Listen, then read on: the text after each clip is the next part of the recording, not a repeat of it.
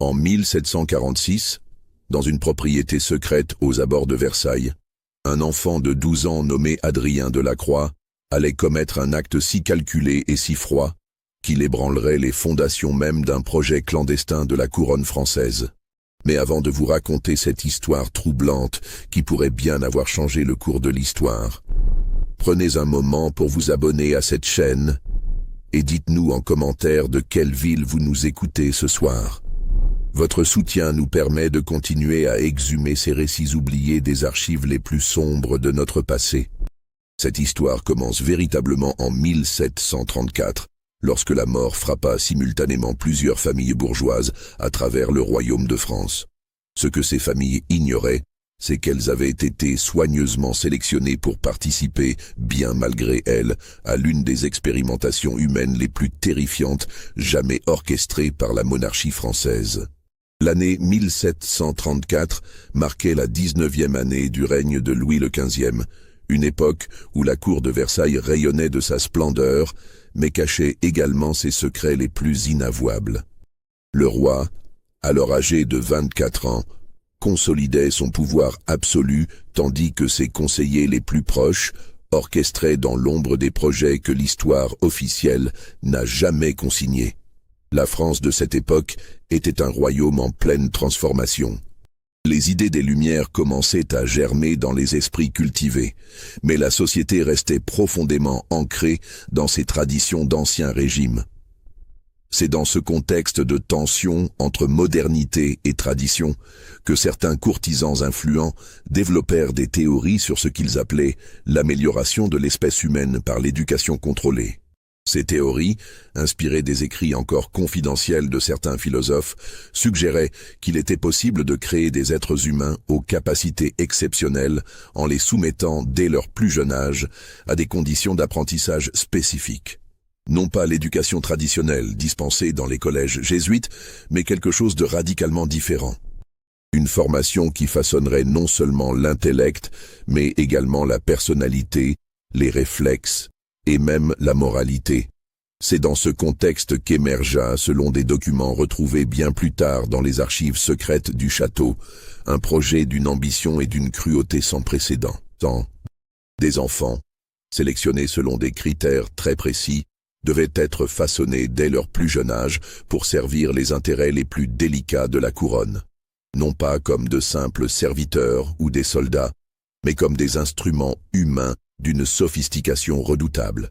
Le projet fut baptisé officieusement les Anges de Sa Majesté, un nom qui témoignait à la fois de l'ambition démesurée de ses concepteurs et de leur cynisme absolu.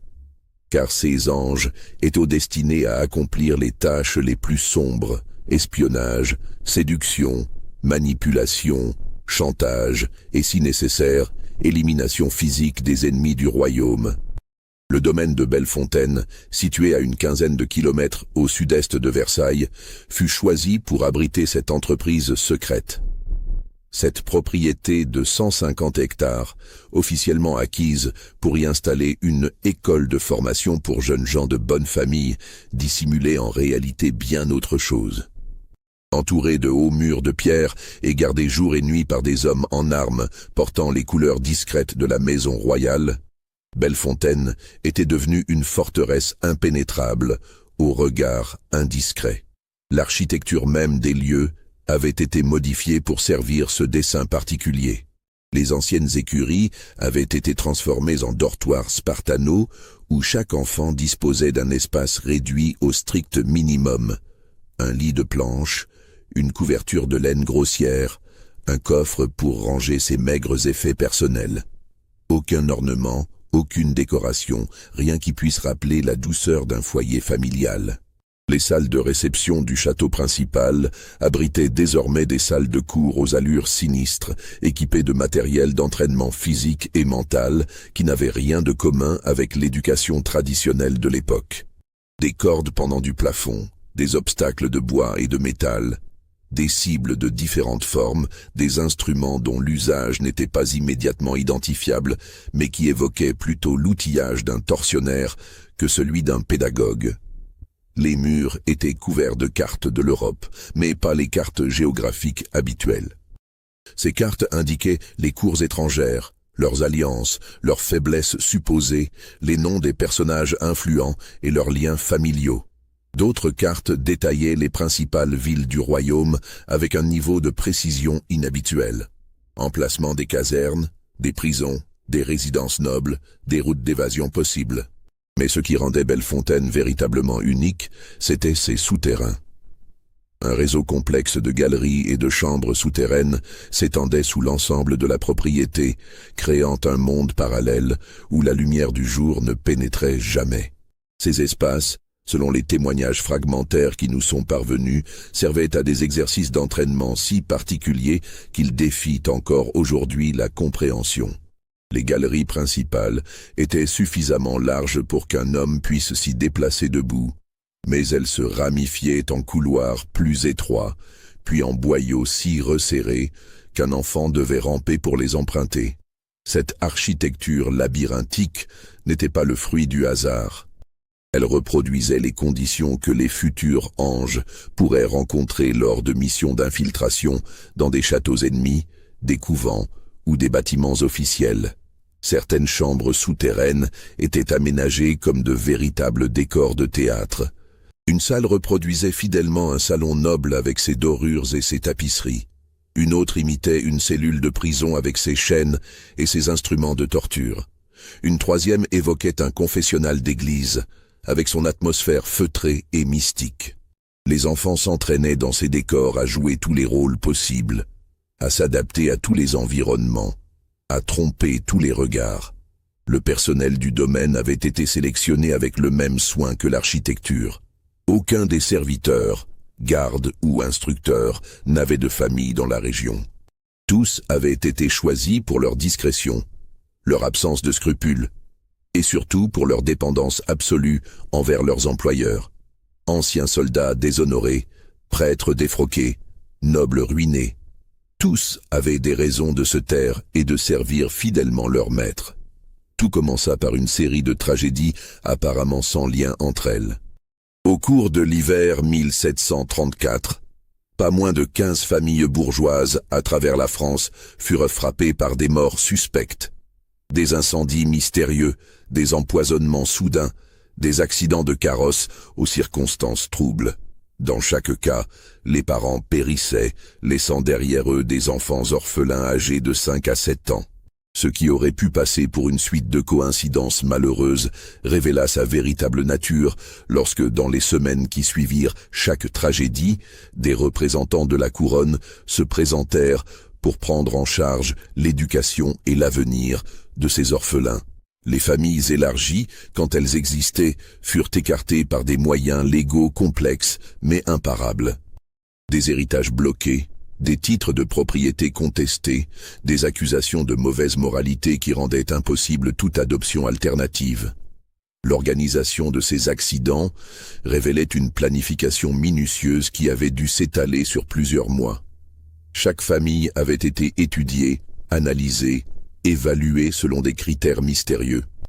Les agents chargés de ces opérations avaient infiltré les cercles sociaux de leurs cibles, étudié leurs habitudes, identifié leurs vulnérabilités.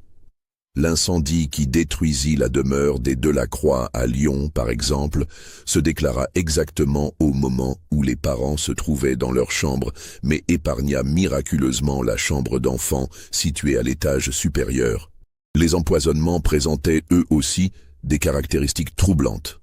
Les substances utilisées tuaient les adultes en quelques heures, mais semblaient n'avoir aucun effet sur les enfants qui avaient pourtant partagé les mêmes repas.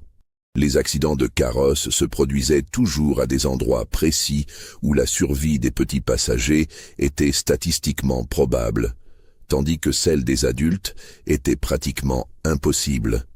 Parmi ces enfants se trouvait Adrien Delacroix, fils unique d'un prospère marchand de soieries de Lyon. Ses parents, Marie-Claire et Antoine Delacroix, avaient péri dans l'incendie mystérieux de leur demeure un soir de février. La famille Delacroix était respectée dans le milieu marchand lyonnais pour son honnêteté et sa piété, mais également pour la précocité intellectuelle de leur fils unique. Dès l'âge de 4 ans, Adrien avait manifesté des capacités exceptionnelles. Il savait lire couramment, effectuer des calculs complexes de tête, et surtout, il semblait posséder une intuition troublante concernant les intentions réelles des adultes qui l'entouraient. Ses parents racontaient de volontiers, lors des réunions familiales, comment leur fils était capable de prédire avec une précision déconcertante le comportement de leurs clients, leurs employés, ou même de parfaits inconnus. Cette réputation de petit prodige avait dépassé les frontières de Lyon et était parvenue aux oreilles des recruteurs du programme secret. Des observateurs discrets avaient été envoyés pour étudier l'enfant pendant plusieurs mois avant que la décision d'éliminer ses parents ne soit prise. Ils avaient confirmé que le petit Adrien possédait effectivement des capacités hors du commun, mais également une personnalité qui semblait particulièrement adaptable aux objectifs du programme. Adrien, alors âgé de 6 ans, fut retrouvé dans les décombres, miraculeusement indemne, mais profondément traumatisé par la perte brutale de sa famille. Ce traumatisme, loin d'être considéré comme un obstacle par les concepteurs du programme, était au contraire perçu comme un atout. Un enfant psychologiquement déstabilisé serait plus facile à modeler selon leurs désirs. Les documents officiels de l'époque, consultables dans les archives départementales du Rhône, attestent que l'enfant fut confié aux soins bienveillants de Sa Majesté suite à une recommandation du lieutenant-général de police de Lyon. Cette recommandation, curieusement, était parvenue au château seulement 2 jours après l'incendie, suggérant une préparation qui dépassait la simple réactivité administrative. Adrien ne fut pas le seul. Élise Beaumont, orpheline de Rouen après la mort suspecte de ses parents négociants. La fillette de 6 ans avait été retrouvée dans sa chambre, apparemment endormie, tandis que ses parents gisaient dans la cuisine, empoisonnés par un repas qu'ils avaient pris seuls. Pierre Durand, dont les parents vignerons de Bourgogne, avait succombé à un empoisonnement mystérieux lors d'une dégustation de leur propre vin avec un acheteur qui ne fut jamais identifié. Catherine Lemoine, fille d'un orfèvre parisien mort dans l'effondrement de son atelier. Un effondrement si parfaitement ciblé qu'il n'endommagea que la partie du bâtiment où travaillait l'artisan, épargnant l'appartement familial où dormait la fillette. Margot Tessier, dont les parents marchands de Marseille périrent dans un naufrage au large des côtes provençales, naufrage qui ne fit qu'une seule survivante. Leur fille de 5 ans, retrouvée agrippée à un débris de mât. Jean-Baptiste Fournier, petit-fils d'un armateur nantais, qui perdit ses parents et grands-parents dans un incendie criminel qui détruisit leur demeure familiale, mais épargna la remise où l'enfant jouait ce jour-là. Charles Dubois, fils d'un libraire d'Orléans dont les parents moururent écrasés par leur propre bibliothèque lors d'un tremblement de terre qui ne fut ressenti nulle part ailleurs dans la région. Au total, 23 enfants furent ainsi recueillis par la couronne au cours de cette année funeste. Tous présentaient des caractéristiques communes troublantes. Ils étaient issus de familles aisées mais sans titre de noblesse, avaient tous fait preuve d'une intelligence précoce, remarquée par leur entourage, et possédaient tous une beauté physique harmonieuse qui les distinguait de leur père. Plus inquiétant encore, les enquêtes sommaires menées sur les décès de leurs parents concluaient systématiquement à des accidents ou des causes naturelles, malgré des circonstances souvent suspectes. Les autorités locales, manifestement pressées de classer ces affaires, refusaient d'approfondir leurs investigations. Dans certains cas, les témoins potentiels disparaissaient mystérieusement ou se rétractaient soudainement, invoquant des erreurs de perception ou de mémoire. Cette série de tragédies orchestrées révélait l'existence d'un réseau d'agents expérimentés, capables d'opérer simultanément dans toute la France avec une efficacité redoutable. Mais surtout, elle témoignait d'une planification à long terme qui avait nécessité des ressources considérables et une autorité suffisante pour faire taire les enquêtes officielles. L'arrivée au domaine de Bellefontaine marqua pour ces enfants le début d'une existence dont ils ne pouvaient alors imaginer ni la nature ni les conséquences. Adrien, comme ses compagnons d'infortune, fut accueilli par un personnage qui allait marquer profondément les années suivantes. Dom Augustin de Chevreuse, ancien officier de la garde royale, reconverti dans ce qu'il appelait lui-même l'éducation spécialisée. De Chevreuse était un homme de 45 ans environ, au physique imposant et au regard perçant, qui semblait pouvoir lire dans les pensées les plus secrètes.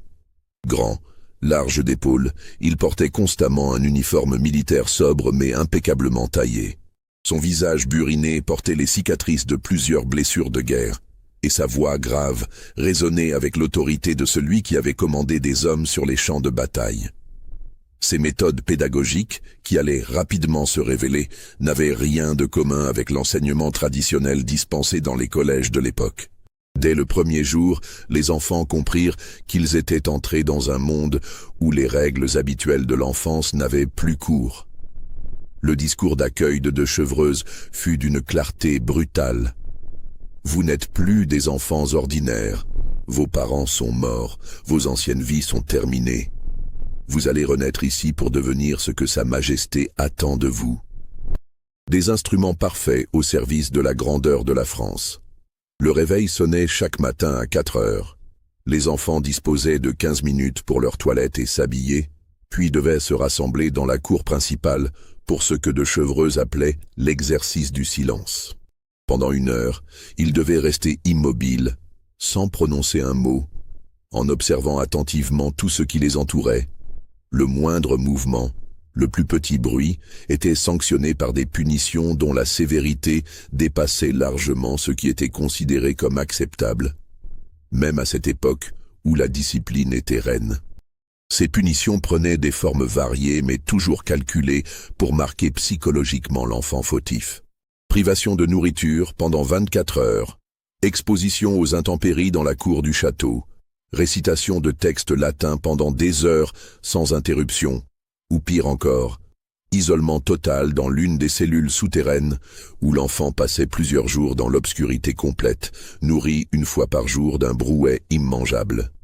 Après ce premier exercice, venait le déjeuner, pris en silence absolu dans le réfectoire du château. La nourriture, bien que nourrissante, était volontairement fade et servie en portions calculées au gramme près, selon l'âge et la constitution de chaque enfant. Les enfants apprenaient ainsi à ne jamais considérer comme acquis le moindre plaisir, même le plus élémentaire. Ils mangeaient avec des ustensiles en bois grossier, dans des écuelles de terre cuite dépourvues de tout ornement. Le réfectoire lui-même était conçu pour renforcer cette atmosphère d'austérité.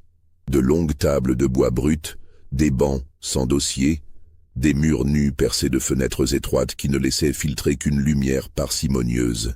Au-dessus de la table d'honneur où prenait place De Chevreuse, un portrait du roi Louis XV rappelait constamment aux enfants au nom de qui ils enduraient ces épreuves. Les matinées étaient consacrées à ce que De Chevreuse appelait l'éducation de l'esprit. Mais il ne s'agissait pas là d'apprendre à lire, écrire et compter comme dans n'importe quelle école.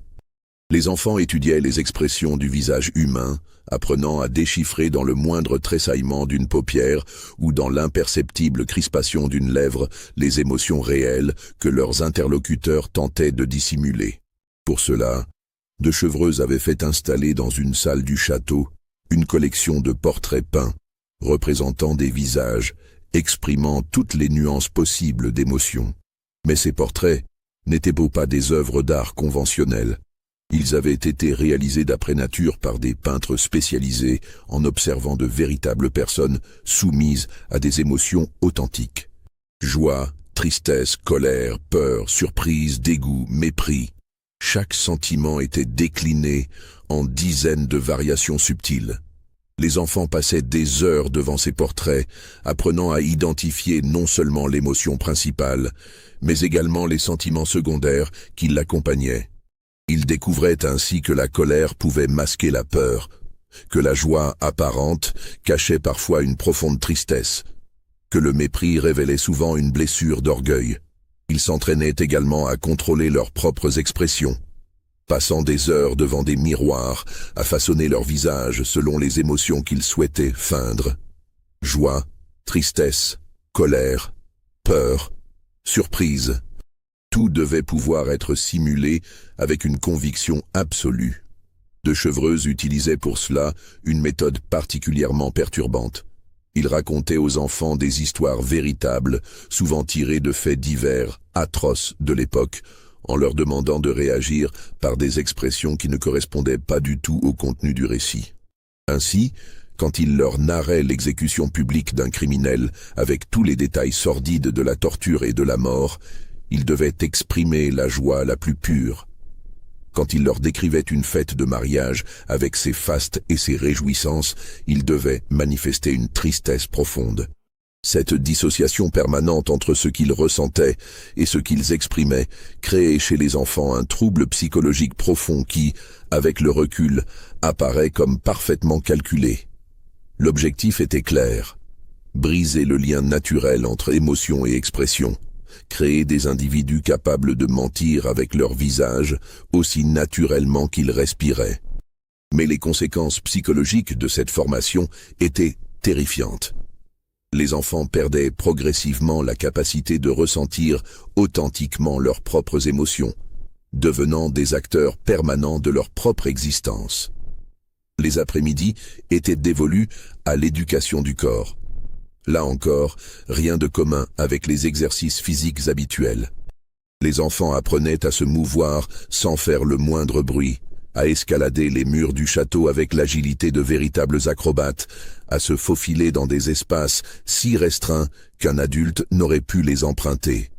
L'entraînement physique se déroulait dans la cour principale du château, mais également dans les souterrains où avaient été aménagés des parcours d'obstacles d'une difficulté croissante.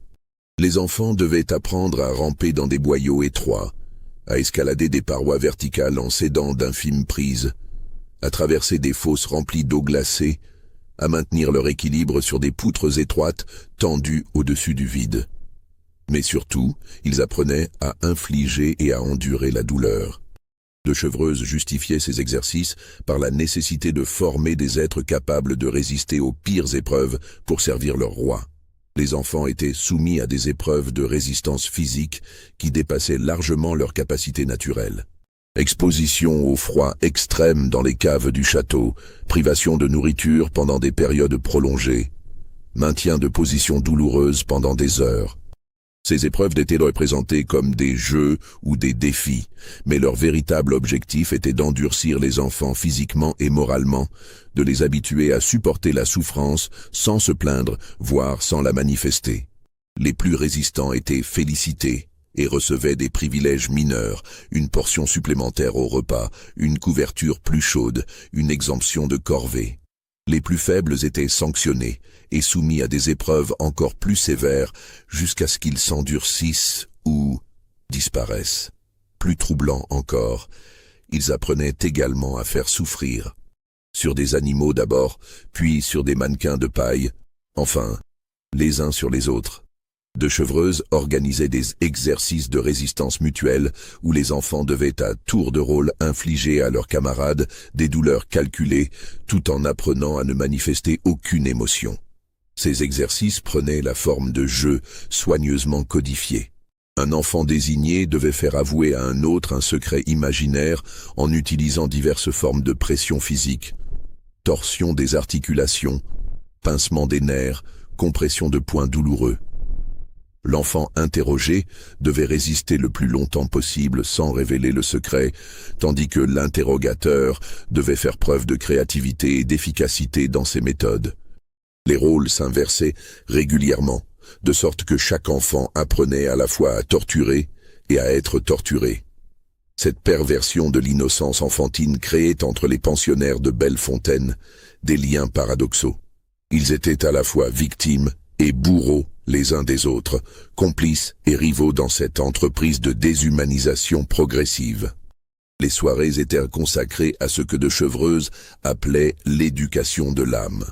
Après le repas du soir, pris comme celui du matin dans un silence absolu, les enfants se rassemblaient dans la grande salle du château pour des séances qui mêlaient instruction religieuse pervertie et endoctrinement politique.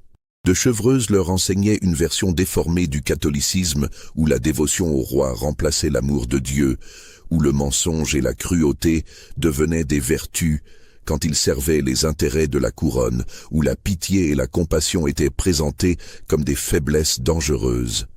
Il leur expliquait que leur ancienne moralité d'enfants bourgeois devait céder la place à une éthique supérieure, celle du serviteur absolu de Sa Majesté.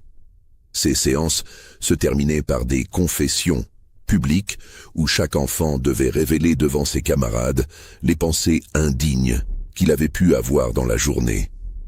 Nostalgie de sa famille défunte, compassion pour un camarade puni, dégoût devant certains exercices. Ces aveux étaient minutieusement consignés par de Chevreuse dans un registre secret, créant pour chaque enfant un dossier psychologique détaillé qui révélait ses faiblesses et ses résistances. C'est dans ce contexte que la personnalité particulière d'Adrien Delacroix commença à se révéler. Contrairement à ses camarades qui manifestaient, malgré le dressage intensif, des signes de souffrance psychologique évidents, Adrien semblait non seulement s'adapter à ce régime inhumain, mais y prospérer de façon inquiétante. Dès sa première semaine à Bellefontaine, les instructeurs remarquèrent que l'enfant ne pleurait jamais, même lors des punitions les plus sévères. Il acceptait les épreuves avec un stoïcisme qui dépassait largement ce qu'on pouvait attendre d'un enfant de 6 ans. Plus troublant encore, il semblait étudier le comportement de ses tortionnaires avec la curiosité détachée d'un naturaliste observant des spécimens intéressants. Pendant les exercices d'observation et de déduction, Adrien montrait des capacités qui dépassaient non seulement celles de ses camarades, mais également celles que de Chevreuse avait pu observer chez ses instructeurs adultes. L'enfant parvenait à deviner avec une précision troublante non seulement les émotions réelles de ses interlocuteurs, mais également leurs intentions cachées et parfois leurs pensées les plus secrètes. Cette aptitude se manifesta pour la première fois de façon spectaculaire lors d'un exercice apparemment anodin. De Chevreuse avait fait aligner tous les enfants dans la cour et leur avait demandé de deviner ce qu'ils pensaient en observant uniquement son visage. La plupart des enfants proposèrent des réponses conventionnelles.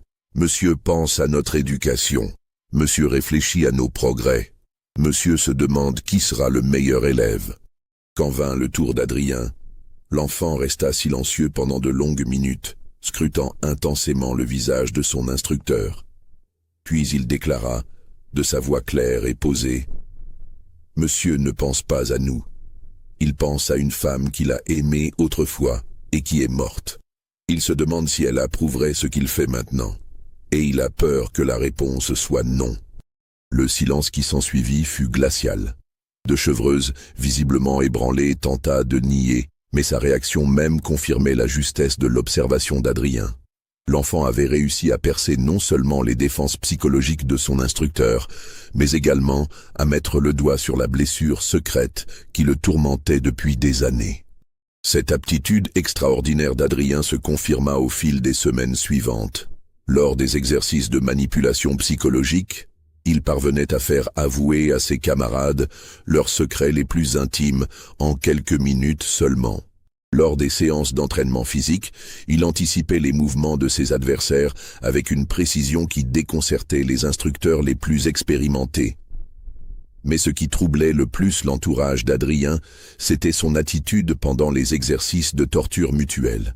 Là où les autres enfants manifestaient au moins un certain malaise, une réticence naturelle à faire souffrir leurs camarades, Adrien semblait éprouver une satisfaction visible quand il parvenait à briser psychologiquement l'un de ses pairs.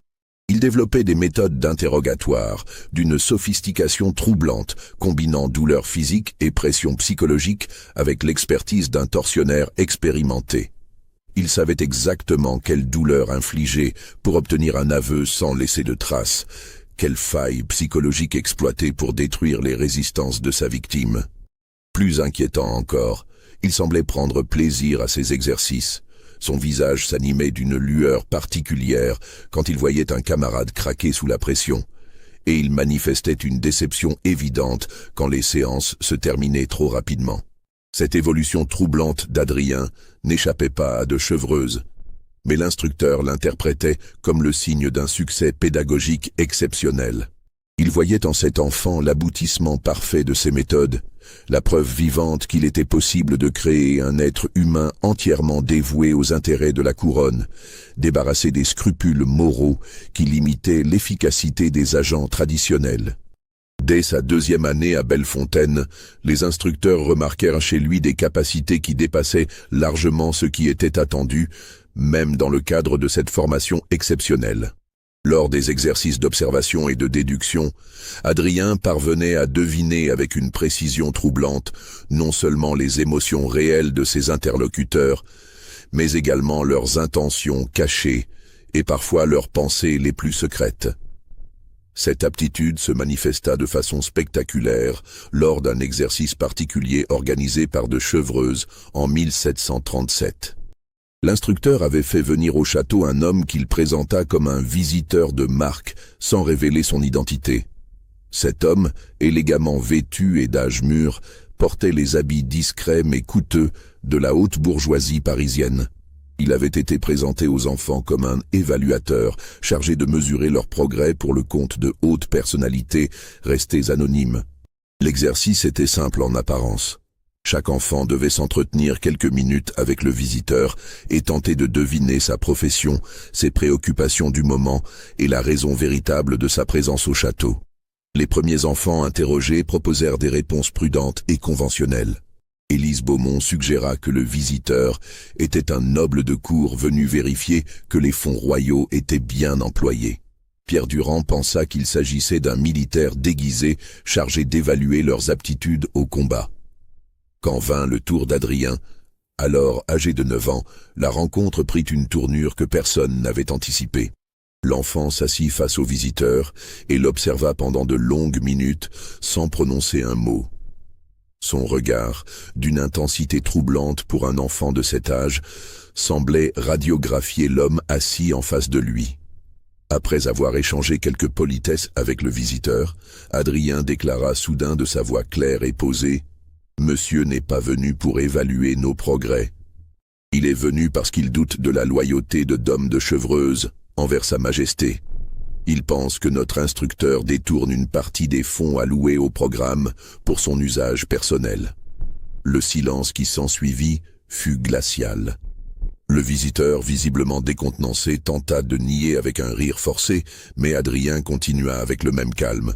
« Monsieur porte sous son manteau une liasse de documents qui prouvent ses détournements. Il a également sur lui une arme qu'il compte utiliser si Dom de Chevreuse tente de l'empêcher de repartir avec les preuves. Et il a peur, parce qu'il sait que s'il échoue dans sa mission, sa propre famille sera menacée. » L'enfant marqua une pause, puis ajouta avec une précision glaçante « Monsieur a une fille à peu près de mon âge. Elle s'appelle Charlotte et elle étudie au couvent des Ursulines à Paris. Sa femme se prénomme Marguerite et elle souffre d'une maladie de poitrine qui l'affaiblit progressivement. Monsieur craint qu'en cas d'échec de sa mission, ces deux personnes qu'il chérit plus que sa propre vie ne subissent les conséquences de sa défaillance. » De Chevreuse, livide, ordonna de fouiller le visiteur. On découvrit effectivement les documents mentionnés par Adrien, ainsi qu'un pistolet chargé dissimulé sous le manteau. Mais plus troublant encore, on trouva dans ses affaires personnelles un portrait miniature représentant une femme et une fillette qui correspondait exactement aux descriptions données par l'enfant.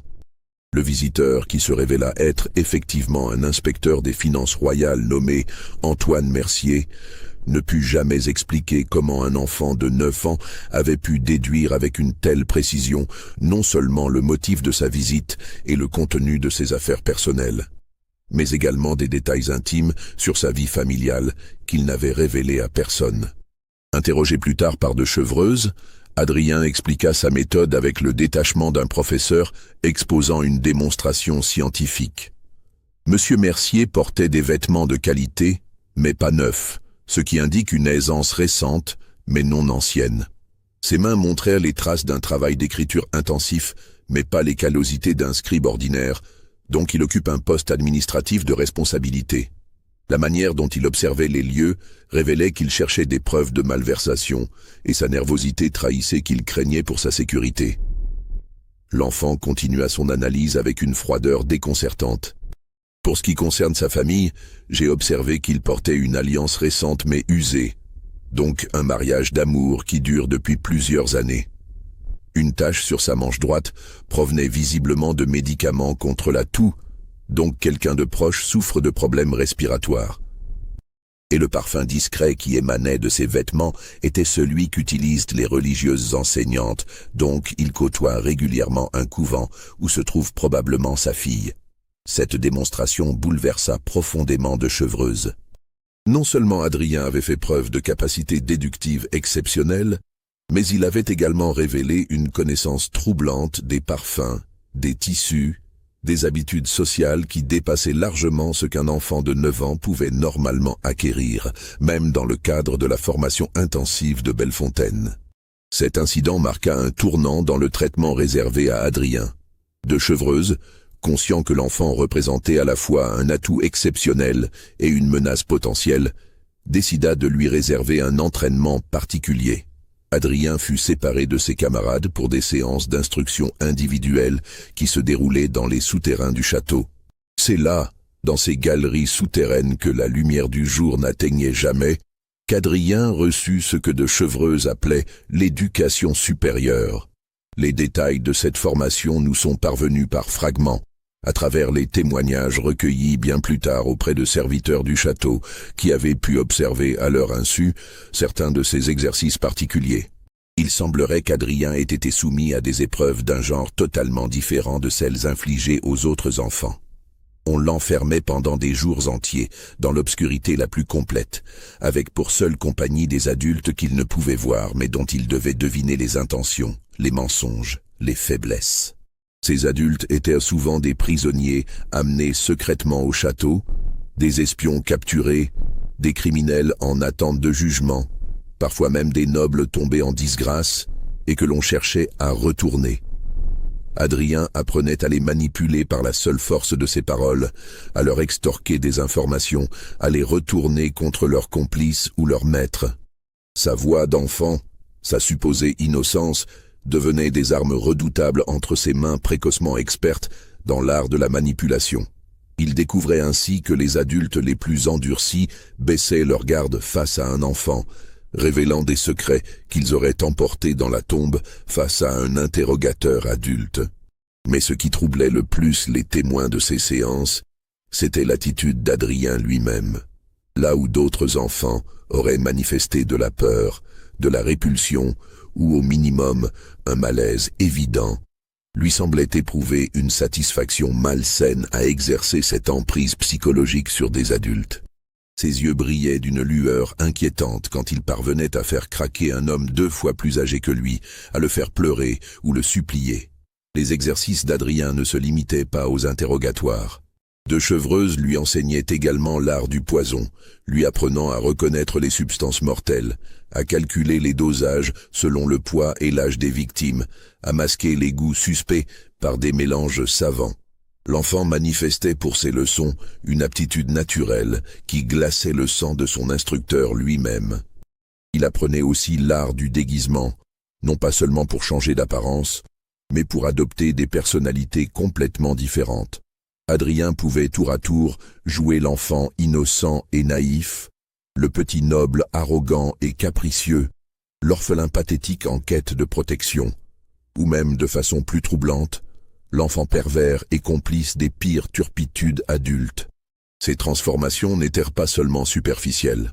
Adrien semblait véritablement devenir le personnage qu'il incarnait, adoptant non seulement ses manières et son langage, mais également sa psychologie profonde. Cette capacité de métamorphose psychologique dépassait largement ce que de Chevreuse avait pu observer chez les acteurs et espions les plus talentueux. L'hiver de 1742 marqua un tournant sinistre dans l'histoire du domaine de Bellefontaine. Adrien, désormais âgé de 11 ans, était devenu l'élève le plus avancé du programme, mais aussi le plus imprévisible. De Chevreuse lui-même commençait à manifester une inquiétude croissante face au comportement de son protégé. Cette inquiétude avait plusieurs sources. D'abord, Adrien manifestait une indépendance d'esprit qui cadrait mal avec l'obéissance absolue exigée des futurs anges de Sa Majesté. L'enfant posait des questions pertinentes sur les objectifs réels du programme, s'interrogeait ouvertement sur le devenir de certains de ses camarades qui avaient été transférés vers d'autres formations, et surtout, il semblait développer ses propres projets parallèlement à l'enseignement officiel. De plus, les autres enfants commençaient à manifester envers Adrien un mélange de crainte et de fascination qui perturbait l'équilibre du groupe. Certains le considéraient comme un leader naturel et cherchaient à gagner ses faveurs. D'autres le fuyaient, comme s'il représentait un danger mortel. Cette polarisation créait des tensions qui menaçaient à la cohésion du programme. Mais c'est l'attitude d'Adrien lui-même qui inquiétait le plus de Chevreuse. L'enfant semblait avoir dépassé le stade de l'élève docile pour devenir un observateur critique de son environnement. Il étudiait ses instructeurs avec la même attention minutieuse qu'il portait aux prisonniers soumis à ses interrogatoires, comme s'il préparait quelque chose. Cette inquiétude se transforma en véritable alarme lorsque commencèrent les disparitions. Le premier à disparaître fut Pierre Durand, l'orphelin bourguignon. Un matin de décembre, son lit fut trouvé vide, ses affaires personnelles soigneusement rangées comme s'il était parti de son plein gré. Une battue fut organisée dans tout le domaine, impliquant non seulement les gardes du château, mais également des paysans des villages environnants mobilisés pour les recherches. Aucune trace de l'enfant ne fut découverte, malgré des recherches qui s'étendirent sur plusieurs jours et couvrirent un rayon de 20 kilomètres autour de Bellefontaine. Les chiens utilisés pour la traque perdirent sa piste dès la sortie du château, comme si Pierre avait littéralement disparu dans les airs. De Chevreuse interrogea longuement tous les pensionnaires. Chacun jura n'avoir rien vu, rien entendu. Les témoignages concordaient. Pierre s'était couché normalement après le repas du soir, avait participé comme d'habitude aux prières communes, et personne ne l'avait vu quitter le dortoir pendant la nuit. Adrien, questionné comme les autres, déclara simplement que Pierre lui avait confié quelques jours plus tôt son intention de s'enfuir pour retrouver sa famille en Bourgogne. Cette explication fut jugée plausible, Pierre ayant effectivement manifesté à plusieurs reprises sa nostalgie de sa région natale et son espoir de retrouver une tante qui aurait pu l'accueillir. Pourtant, quelque chose dans l'attitude d'Adrien pendant cet interrogatoire troubla profondément de Chevreuse. L'enfant répondait aux questions avec son calme habituel, mais son instructeur, rompu à l'art de déchiffrer les expressions, crut percevoir dans ses yeux une satisfaction discrète, presque imperceptible, qui cadrait mal avec la disparition d'un camarade. Plus troublante encore, Adrien semblait connaître des détails sur les projets de fuite de Pierre que ce dernier n'avait mentionné à personne d'autre. Il évoqua ainsi une route secrète que Pierre aurait découverte, des complices à l'extérieur qui l'auraient aidé, des provisions cachées qui lui auraient permis de survivre pendant sa fuite. Des détails si précis qu'ils ne pouvaient venir que de Pierre lui-même ou d'une connaissance intime de ses véritables intentions. 3 semaines plus tard, ce fut au tour d'Élise Beaumont de disparaître. Même scénario, lit vide au matin, affaires rangées, aucune trace. Mais cette fois, la disparition s'accompagna d'un détail troublant. Élise souffrait depuis quelques jours d'une fièvre persistante qui l'avait contrainte à garder le lit. Comment une enfant malade et affaiblie avait-elle pu organiser et mener à bien une évasion? De Chevreuse décida de mener son enquête de façon plus serrée. Il fit surveiller discrètement tous les enfants, installa des gardes supplémentaires aux points stratégiques du château, organisa des rondes nocturnes plus fréquentes. Il fit également fouiller minutieusement les affaires personnelles de tous les pensionnaires, à la recherche d'indices qui auraient pu révéler des projets de fuite ou des complicités. Ces précautions ne suffirent pas à empêcher une 3e disparition, celle de Catherine Lemoine, en février 1743. Mais cette fois, un détail nouveau émergea. L'un des gardes de nuit, un ancien soldat nommé Bertrand Laforge, jura avoir aperçu, vers 3 heures du matin, une silhouette d'enfant se dirigeant vers les souterrains du château. Laforge était un homme d'expérience, qui avait servi pendant 15 ans dans les armées royales, avant d'être recruté pour la garde de Bellefontaine. Sa vigilance et sa fiabilité étaient reconnues de tous. Quand il affirma avoir vu cette silhouette, De Chevreuse prit son témoignage très au sérieux. Selon Laforge, la silhouette se déplaçait avec une aisance troublante dans l'obscurité, comme si elle connaissait parfaitement les lieux. Quand il avait tenté de la suivre, elle avait disparu dans le dédale des galeries souterraines avec une rapidité qui dépassait les capacités normales d'un enfant. Le garde avait fouillé les tunnels pendant plus d'1 heure, mais sans résultat. De Chevreuse organisa immédiatement une fouille complète des souterrains. Accompagné de 4 gardes armés de torches et de lanternes, il explora systématiquement chaque galerie, chaque chambre, chaque recoin du réseau souterrain. Ce qu'il découvrit dans une galerie reculée, à près de 100 mètres sous terre, le glaça d'horreur. Dans une chambre secrète qu'il n'avait jamais vue auparavant, malgré sa connaissance approfondie des lieux, gisaient les corps des 3 enfants disparus. Mais ce n'était pas la découverte des cadavres qui était le plus troublant. C'était leur état. Les 3 corps étaient soigneusement disposés sur des lits de pierre, taillés dans le roc, habillés de leurs plus beaux vêtements, les mains croisées sur la poitrine dans une pose quasi religieuse. Leur visage ne portait aucune trace de violence, aucune blessure visible. Ils semblaient simplement endormis, paisibles, presque souriants. Mais l'examen plus approfondi révéla des détails encore plus troublants. Les corps étaient dans un état de conservation qui défiait les lois naturelles. Morts depuis plusieurs semaines, ils ne présentaient aucun signe de décomposition. Leur peau gardait la couleur rosée de la vie, leurs cheveux conservaient leur brillant naturel, leurs yeux mi-clos semblaient sur le point de s'ouvrir. L'analyse sommaire pratiquée par le médecin du château révéla qu'ils étaient morts, empoisonnés, probablement par une substance qui avait provoqué une mort douce, sans souffrance apparente. Mais le poison utilisé était d'une sophistication qui dépassait largement les connaissances habituelles en la matière. Il avait non seulement tué sans douleur, mais également préservé les corps de la corruption habituelle. Mais le plus inquiétant était la mise en scène. Des bougies disposées tout autour des corps, des fleurs fraîches posées sur leur poitrine, des petits objets personnels arrangés avec un soin maniaque autour d'eux, des jouets d'enfance, des dessins, des lettres de famille conservées depuis leur arrivée à Bellefontaine. Quelqu'un avait transformé cette chambre souterraine en une sorte de sanctuaire macabre, visitant régulièrement les corps pour renouveler les fleurs, remplacer les bougies consumées, maintenir cette sinistre cérémonie mortuaire. Et ce quelqu'un possédait non seulement les clés des souterrains, mais également une connaissance intime de l'histoire personnelle de chaque enfant décédé. De Chevreuse fit immédiatement rassembler tous les enfants restants dans la grande salle du château. Il y en avait désormais 17, les 6 autres ayant soit disparu, soit été transférés vers d'autres programmes selon les besoins officiels de la couronne. Parmi ces 17 enfants, Adrien se tenait au premier rang, aussi impassible qu'à son habitude. L'interrogatoire qui suivit fut d'une intensité rare.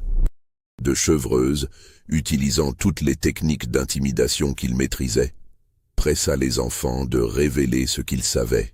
Il promit des récompenses aux délateurs, menaça de punitions collectives en cas de silence, joua sur les peurs et les rivalités, pour briser la solidarité du groupe. Certains enfants craquèrent rapidement, fondant en larmes, suppliant qu'on les laisse rentrer chez eux, révélant des détails sur les conversations privées qu'ils avaient pu surprendre entre leurs camarades. D'autres, forgés par 8 années de dressage intensif, gardèrent un silence obstiné malgré les pressions exercées sur eux. Mais c'est Adrien qui surprit tout le monde en demandant la parole.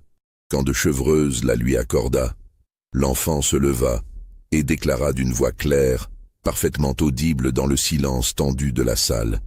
« Dom de Chevreuse cherche un coupable parmi nous, mais il devrait peut-être s'interroger sur les véritables responsables de ces morts. Pierre, Élise et Catherine n'ont pas été tués par l'un d'entre nous. Ils ont été supprimés parce qu'ils avaient découvert quelque chose qu'ils n'auraient pas dû savoir. » Le silence qui accueillit cette déclaration était si lourd qu'on aurait pu l'entendre tomber. De Chevreuse, décontenancé par l'audace de l'enfant, lui demanda de s'expliquer. Adrien continua avec le même calme troublant. Ils avaient compris que le programme de Bellefontaine n'était pas ce qu'on nous avait dit. Nous ne sommes pas formés pour servir le roi. Nous sommes formés pour être vendus. Cette révélation fit l'effet d'une bombe. De Chevreuse nia avec véhémence, mais Adrien poursuivit implacablement. Des visiteurs viennent régulièrement au château. Ils ne viennent pas pour évaluer nos progrès. Ils viennent pour nous choisir, comme on choisit des chevaux dans un haras. Pierre l'avait compris, il avait entendu une conversation entre Dom de Chevreuse et l'un de ses visiteurs. On lui proposait 3000 livres pour l'acheter. Si cela vous donne des frissons, n'hésitez pas à liker cette vidéo et dites-nous en commentaire ce que vous pensez de cette révélation troublante. Et souvenez-vous que nous ne faisons qu'effleurer la surface de cette histoire. Les révélations d'Adrien se poursuivirent pendant près d'1 heure. Avec une précision glaçante, il décrivit un système de vente d'enfants dressé à des nobles débauchés, à des espions étrangers, à des sectes secrètes qui opéraient dans toute l'Europe. Le domaine de Bellefontaine n'était pas une école de formation au service de la couronne. C'était un élevage d'enfants esclaves, destinés aux plaisirs les plus vils et aux missions les plus dangereuses. Selon Adrien, les transferts vers d'autres programmes n'étaient que des ventes déguisées. Les enfants les plus beaux, les plus doués, les plus obéissants, étaient progressivement sélectionnés et livrés à des acheteurs dont on préférait ignorer les intentions véritables. L'enfant révéla des détails troublants sur l'organisation de ce commerce. Il évoqua des catalogues secrets où chaque pensionnaire était décrit comme une marchandise, avec ses qualités spéciales, ses compétences particulières, son potentiel de développement. Il mentionna des enchères clandestines où les acheteurs se disputaient les pièces les plus rares du cheptel de Bellefontaine. Plus troublant encore, Adrien révéla l'existence d'un réseau international de propriétés similaire à Bellefontaine, disséminé à travers l'Europe et même au-delà. Des châteaux en Allemagne, des monastères en Italie, des propriétés en Angleterre, toutes servant à la même fonction. Dresser des enfants pour satisfaire les besoins les plus inavouables des puissants. Ce qui suivit cette révélation publique d'Adrien plongea le domaine de Bellefontaine dans un chaos dont les répercussions allaient dépasser largement ses murs. De Chevreuse, confronté à des accusations si précises et formulées avec tant d'assurance par un enfant de 11 ans, perdit pour la première fois depuis des années son sang-froid habituel. Il fit immédiatement enfermer Adrien dans l'une des cellules des souterrains, officiellement pour sa propre protection, en attendant que la vérité soit établie. Mais cette mesure, loin de calmer les esprits, eut l'effet inverse. Les autres enfants, galvanisés par les révélations de leurs camarades, commencèrent à parler à leur tour. Les témoignages s'accumulèrent, chacun apportant sa pierre à l'édifice d'horreur qu'Adrien avait commencé à dévoiler. Margot Tessier révéla avoir été témoin d'une scène où de Chevreuse négociait le prix de Jean-Baptiste Fournier avec un homme masqué dans la bibliothèque du château, tard un soir d'automne. Jean-Baptiste lui-même confirma avoir entendu parler de livraison prévue pour le printemps, lors d'une conversation surprise entre 2 instructeurs dans les écuries. Charles Dubois mentionna avoir vu partir certains de ses camarades en pleine nuit, escortés par des hommes en armes qui n'appartenaient pas à la garde habituelle du château. D'autres enfants témoignèrent de visites nocturnes mystérieuses, d'hommes élégamment vêtus qui venaient examiner les pensionnaires comme du bétail, de conversations en langues étrangères dans les couloirs du château, de camarades emmenés soi-disant vers d'autres programmes et jamais revenus donner de leurs nouvelles. Le portrait qui émergea de ces témoignages était celui d'un système organisé de traite d'enfants, opérant sous couvert d'un programme éducatif royal. Les enfants les plus obéissants, les plus beaux, les plus doués, étaient progressivement sélectionnés pour être vendus à des acheteurs dont on préférait ignorer les intentions. Mais au cœur de cette révélation se cachait un mystère plus profond encore. Car si Adrien avait pu dévoiler avec tant de précision les rouages de ce système, c'est qu'il l'avait étudié, observé, analysé pendant des années. Et la question qui commençait à hanter de Chevreuse était la suivante. Dans quel but? La réponse vint plus tôt qu'attendue. Le 3e jour de l'emprisonnement d'Adrien dans les souterrains, De Chevreuse découvrit que sa cellule était vide, non pas fracturée ou forcée, simplement ouverte de l'intérieur, comme si l'enfant avait possédé depuis le début les clés de sa prison. La serrure ne portait aucune trace d'effraction. La porte était entr'ouverte, comme si Adrien était simplement sorti pour une promenade. Ses chaînes gisaient au sol, ouvertes par une méthode si habile qu'elle ne laissait aucune marque sur le métal. Tout indiquait que l'enfant avait préparé cette évasion depuis longtemps et qu'il possédait des compétences qui dépassaient largement ce qu'on lui avait enseigné. La fouille qui s'ensuivit révéla qu'Adrien n'avait pas fui le domaine. Il se trouvait dans la chambre secrète, où avaient été découverts les corps des 3 enfants disparus. Mais cette chambre avait été transformée.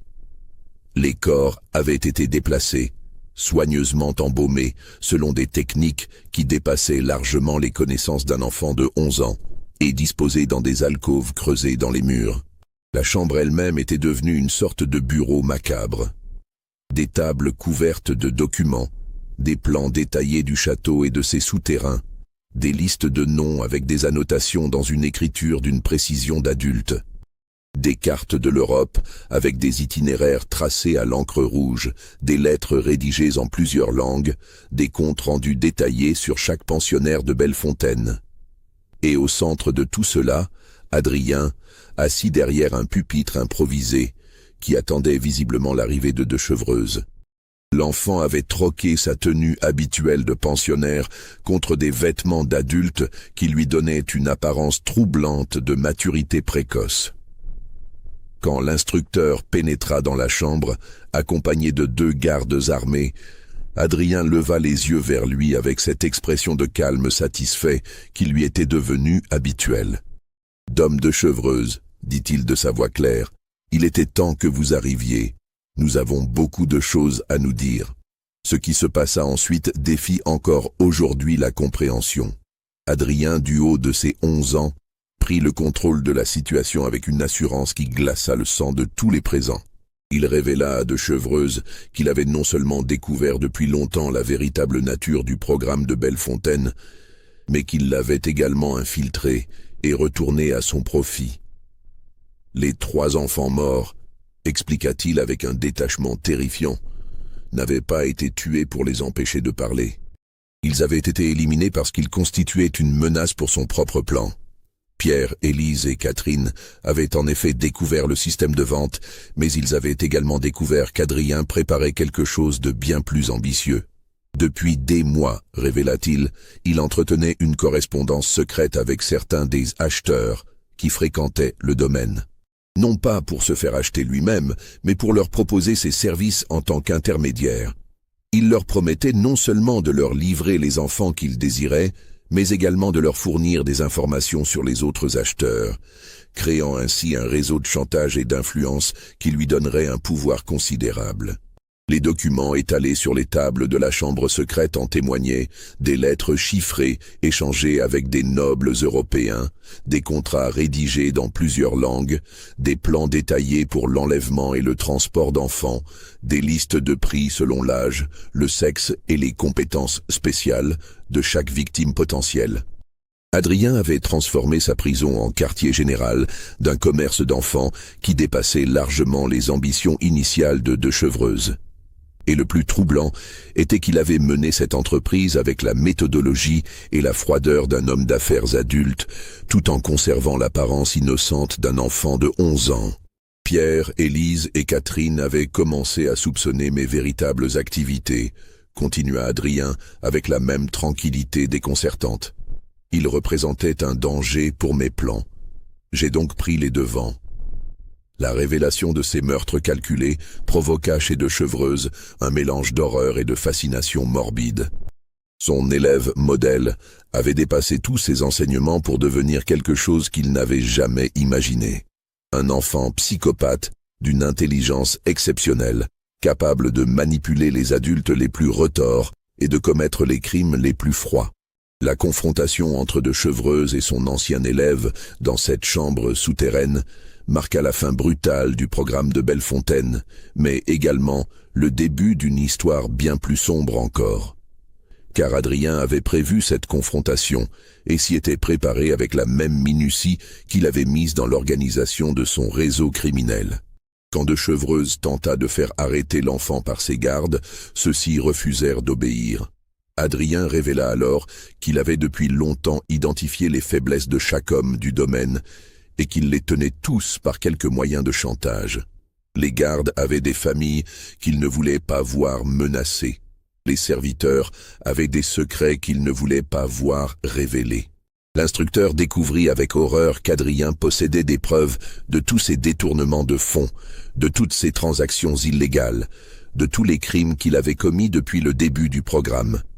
Plus grave encore, l'enfant avait constitué des dossiers similaires sur tous les participants au réseau, depuis les acheteurs jusqu'aux complices les plus haut placés dans la hiérarchie royale. « Vous m'avez appris que l'information était le pouvoir suprême », dit Adrien en désignant les documents qui jonchèrent les tables. « J'ai été un excellent élève. Trop excellent peut-être pour votre propre sécurité. Le chantage était parfaitement orchestré. Adrien proposait un marché. De Chevreuse et ses complices continueraient leurs activités, mais désormais sous sa supervision.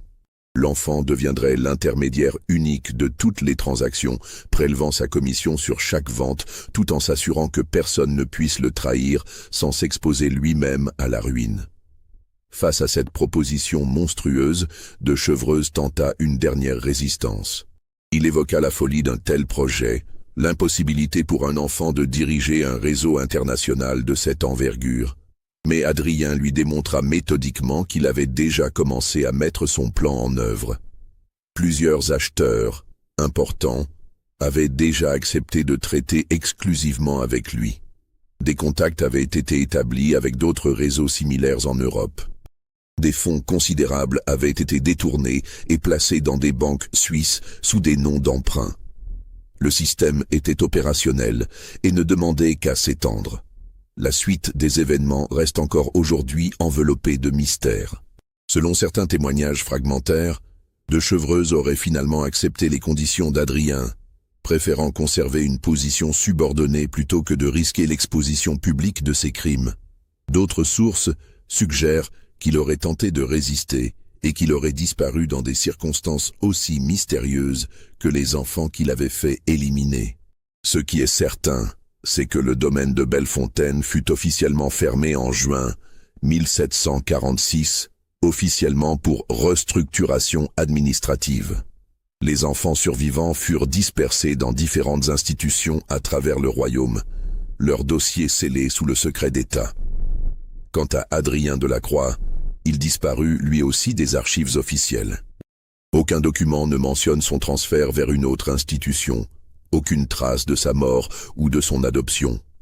C'est comme si l'enfant s'était volatilisé, emportant avec lui tous les secrets de Bellefontaine. Pourtant, dans les années qui suivirent, plusieurs événements troublants secouèrent les cours européennes. Des nobles influents moururent empoisonnés dans des circonstances mystérieuses.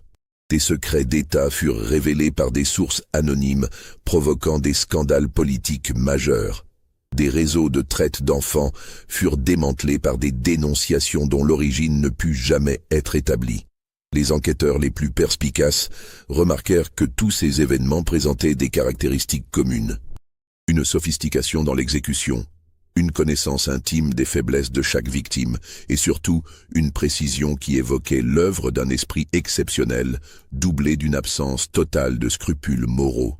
Certains rapports confidentiels des services secrets français mentionnent l'existence d'un mystérieux intermédiaire surnommé l'Ange, qui aurait orchestré plusieurs opérations secrètes d'une complexité extraordinaire au service de différents gouvernements européens. Cet Ange ne rencontrait jamais ses employeurs en personne, communiquait uniquement par lettres chiffrées et exigeait des honoraires si élevés que seuls les États les plus riches pouvaient se permettre ces services. Plus troublant encore, plusieurs témoins ayant eu des contacts indirects avec cet Ange rapportèrent qu'ils avaient eu l'impression troublante de traiter avec un enfant doté d'une intelligence d'adulte, mais personne ne put jamais confirmer cette impression. En 1763, soit 17 ans après la fermeture de Bellefontaine, un incident particulier attira l'attention des autorités françaises. Un noble autrichien impliqué dans des affaires d'espionnage fut retrouvé mort dans sa chambre d'hôtel parisienne, empoisonné par une substance sophistiquée. Sur sa table de nuit, les enquêteurs découvrirent une lettre d'adieu dans laquelle il confessait ses crimes et révélait l'existence d'un vaste réseau de corruption impliquant plusieurs cours européennes. Cette lettre était signée d'un nom qui fit frémir tous ceux qui connaissaient l'histoire secrète de Bellefontaine, Adrien Delacroix.